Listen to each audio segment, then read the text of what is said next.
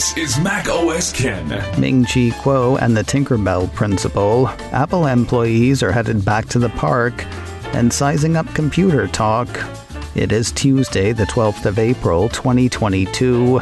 I'm Ken Ray, and this is news from Mac OS Ken, brought to you by yours truly and sponsored by BetterHelp Online Therapy. Get 10% off your first month at betterhelp.com/macosken.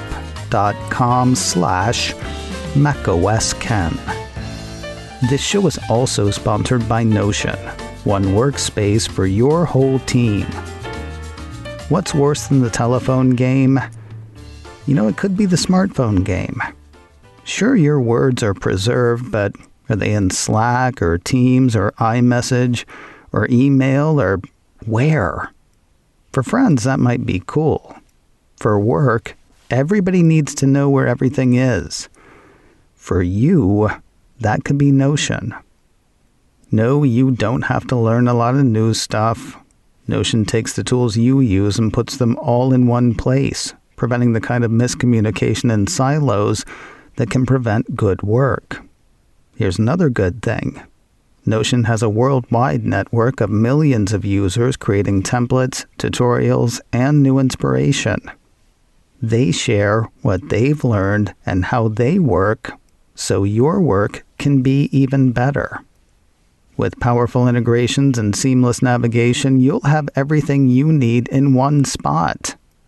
When I think of the ways that could have made my past work better. Learn more and get started for free at notion.com/macosken.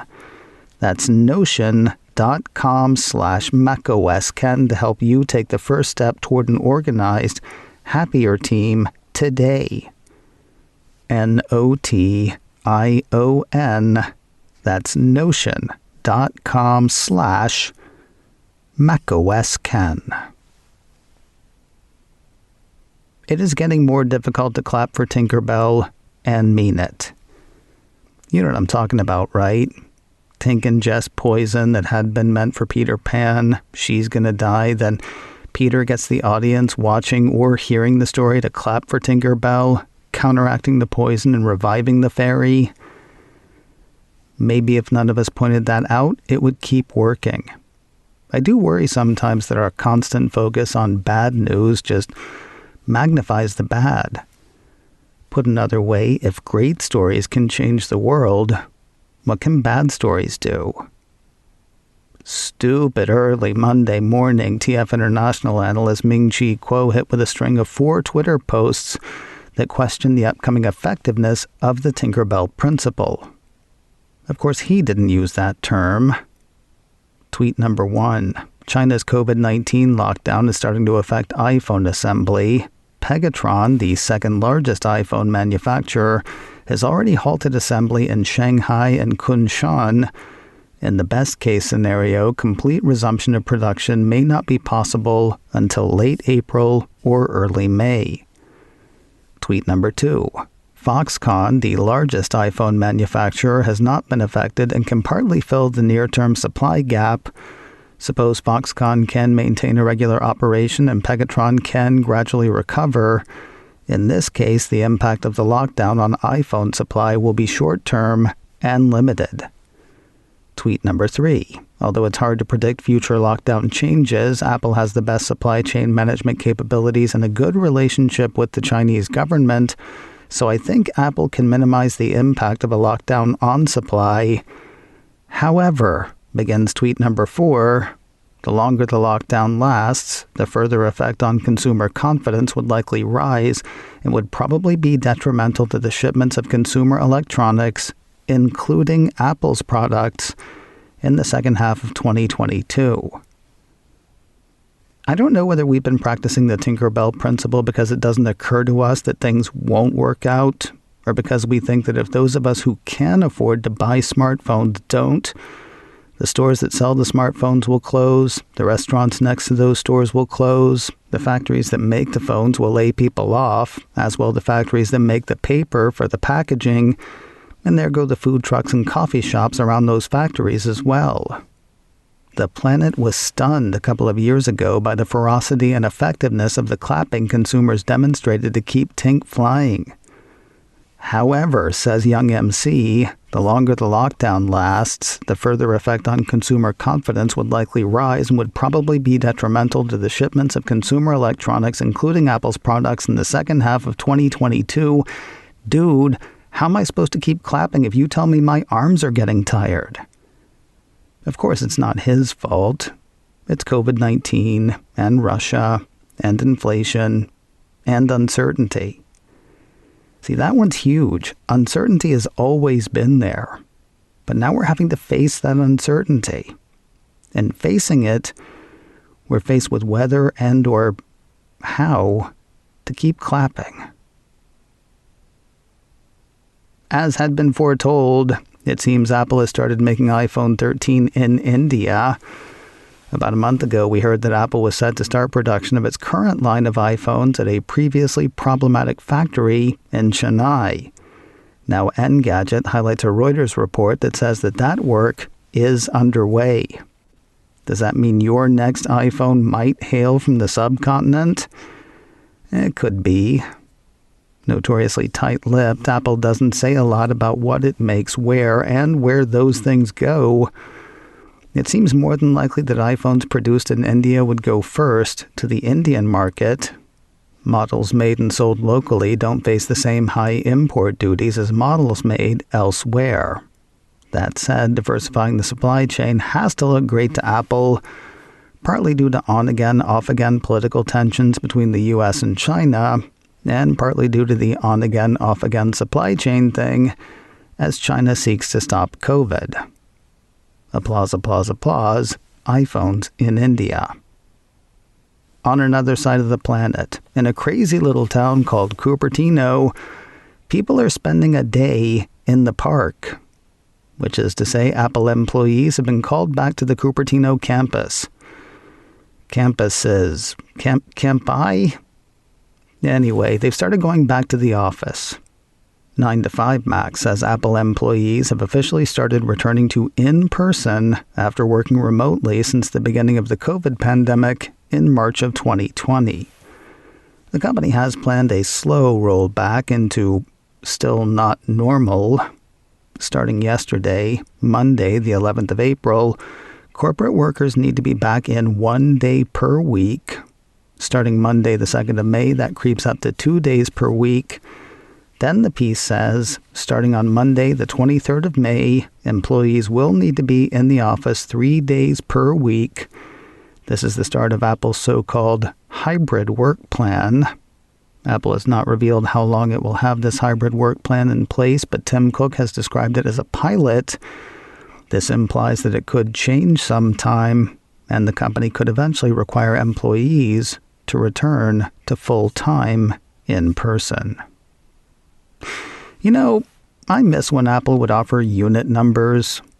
I understand why they don't anymore. They want analysts and investors to grok the fullness of what the company is doing, not live and die by the number of iPhones and iPads sold. But people still want those numbers. In the absence of such data from Apple, those people turn to outside sources like Gartner and IDC. Fun fact, when Apple did release sales data, IDC and Gartner were always off. I'm sure it wasn't intentional. I'm sure they did and do their best. But we used to get hard data from Apple on which to hang our hats. Now it's just the outsiders. They're differing ways of doing things, and they're differing sets of numbers. Par exemple, Cult of Mac has new numbers from IDC that show Mac shipments up 4.3% last quarter versus the same quarter a year earlier. Meanwhile, the latest release from Gartner has Mac shipments up 8.6% last quarter versus the same quarter a year earlier. What's funny is they're closer on actual unit numbers. Gartner's got Apple shipping 7 million Macs last quarter, while IDC has Apple shipping 7.2 million. Well, maybe we could talk about their areas of agreement. Both firms indicate that Mac sales grew even as the wider PC market shrank. IDC puts the market down 6%, while Gartner puts it down 7.3%. Both also have Apple in fourth place in terms of units moved, behind Dell in third, HP in second, and Lenovo in first. Working against PC growth is a tough compare. Gartner Research Director Makeko Kitagawa is quoted in the firm's release saying, after an unprecedented Chromebook surge in 2020 and early 2021, driven by demand from the U.S. educational market, Chromebook growth has tempered. It was a challenging quarter for the PC and Chromebook market to achieve growth, as this time last year the PC market registered its highest growth in decades. Meanwhile, IDC's Ryan Reith says he and his have witnessed some slowdown in both education and consumer markets, but all indicators show demand for consumer PCs remains very strong. We also believe that the consumer market will pick up again in the near future. Tink, is that you? Applause, applause, applause. The Studio Display Update issue has apparently been fixed. I told you yesterday of an issue that had users of Apple's new display unable to update the device, which runs iOS. And there's the rub. A piece from Mac Rumors pointed out that Apple released iOS 15.4.1 last month, aimed at performance improvements and security fixes. When it did, it unsigned iOS 15.4, meaning that users could not update to it nor go back to it, having instead to either stay with whatever version of the OS they were on or make the move to 15.4.1. There's just one thing. Unlike iPadOS, tvOS, and watchOS, the version of iOS that runs Studio Display is not, or was not, updated in tandem. iOS 15.4 was the latest version to run the display, but it was unsigned. So when people tried to update, they got a big technical nope.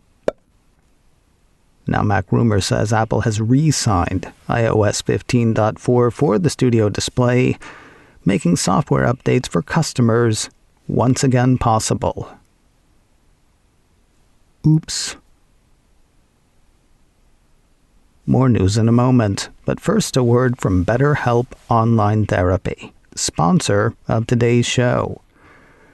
I've started the process again, letting BetterHelp find somebody to help me. Starts with a basic question. Why? I've been feeling depressed, I feel anxious or overwhelmed, I need to talk through a specific challenge, I'm just exploring. Those are just a few of the reasons offered by BetterHelp. BetterHelp is customized online therapy that offers video, phone, and even live chat sessions with your therapist, so you don't have to see anybody on camera if you don't want to. Therapy and therapists are not one size fits all. Do you want a therapist who's religious or not? Male or female? Is there a particular specialty you want them to hit? BetterHelp asks these questions and more to find the right therapist for you. It's much more affordable than in-person therapy. Give it a try and see if online therapy can help lower your stress or, just help. As I said before, this show is sponsored by BetterHelp, and macOS Ken listeners get 10% off their first month at betterhelp.com/macOSKen. BETTERHELP.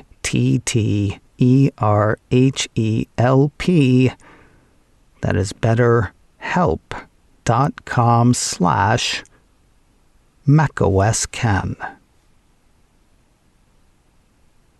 Apple has started to run up to a new store in China. Apple Insider says the company is preparing to open its Apple Store in Wuhan, promoting the upcoming launch with the release of a new wallpaper. While the Apple Wuhan site simply lists the store as upcoming, promoting it likely puts the opening at under 2 months. Of course, that assumes no worsening of COVID conditions and no more stringent lockdowns for Wuhan, neither of which feels like particularly thick ice. Still, as it stands now, Apple is moving ahead with opening plans. More to the glory of sport coming soon to Apple TV+.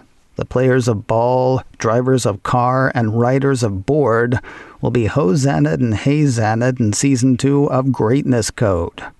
In a press release on the show, Apple says in Greatness Code, iconic athletes pull back the curtain on a pivotal career moment when they touched greatness. A stylized hybrid of live action and visual effects, this short-form docu-series sheds new light on the sports legends you thought you knew. Soon to be featured, English pro footballer Marcus Rashford, Super Bowl champion NFL quarterback Russell Wilson, X Games winning pro skateboarder Letitia Bufani, track and field Paralympian Scout Bassett, African-American NASCAR driver Bubba Wallace, and Olympic alpine skier Lindsey Vonn. 6 episodes, no waiting. Actually, there's about a month of waiting, but once they hit, no waiting. All 6 episodes of Greatness Code Season 2 hit Apple TV Plus on Friday, the 13th of May. And finally today, I have not watched the first 2 seasons of For All Mankind. I'm tempted to say I haven't watched them yet, but I've had a couple of years and still haven't, so who knows? Even in fiction, I know an organization like NASA moves slowly and doesn't spring surprises on people, so maybe it's not a spoiler to say that Season 3 is taking the show to Mars. Because it is. Apple TV Plus issued a press release Monday announcing a premiere date for the Alt History series and news of the new destination. According to the release, the propulsive new season of the alternate reality series takes viewers to a new decade, moving into the early 90s with a high-octane race to a new planetary frontier, Mars. The Red Planet becomes the new front in the space race not only for the U.S. and the Soviet Union, but also an unexpected new entrant with a lot to prove and even more at stake. The first 2 seasons of the show are available to view now on Apple TV+. Episode 1 of Season 3 is set to land on Friday, the 10th of June, with the full 10-episode season playing out 1 per week after that. The Cupertino streamer also released a video that's not so much a trailer as a teaser. You can check that out now on YouTube. macOS Ken, brought to you by me and sponsored by Notion, one workspace for your whole team. Learn more and get started for free at notion.com/macOSKen. This show is also sponsored by BetterHelp Online Therapy. Get 10% off your first month at betterhelp.com/macOSKen. Advertising handled by Backbeat Media, online at backbeatmedia.com. You can reach me a couple of ways. info@macosken.com or call 716-780-4080. Until next time, that is news from macOS Ken. I'm Ken Ray.